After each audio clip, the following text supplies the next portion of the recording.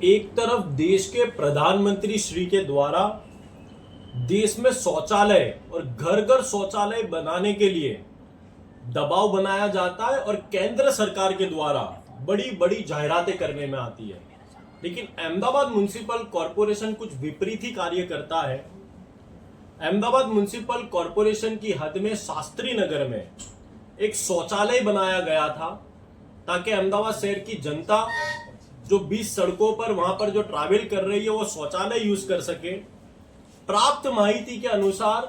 Bharatiya Janata party के युवा मोर्चा के कार्यकर्ता के द्वारा, क्योंकि सिर्फ उसकी दुकान के आगे वो शौचालय अहमदाबाद म्युनिसिपल कॉरपोरेशन ने बनाया था, प्राप्त माहिती अनुसार भारतीय जनता पार्टी के कार्यकर्ता ने उस शौचालय को तोड़ दिया गया है।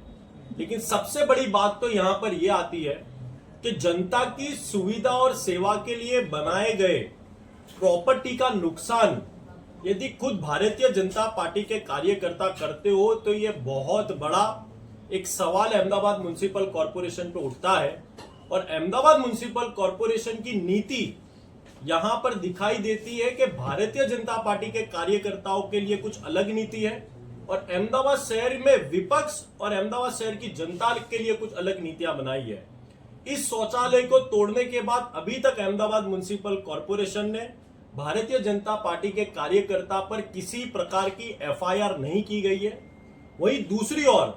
2 वर्ष पहले विपक्ष के कॉरपोरेटरों के द्वारा स्टैंडिंग कमेटी के रूम में सिर्फ स्टिकर लगाने के कारण विपक्ष के 8 कॉरपोरेटर पर एफआईआर दर्ज की गई थी। और वहीं दूसरी ओर अहमदाबाद शहर की जनता के ऊपर जो बीआरटीएस की रेलिंग ही सिर्फ भूल से टूट जाती हो तो उस पर एफआईआर लगाई जाती हो, 50,000 का दंड लगाया जाता हो।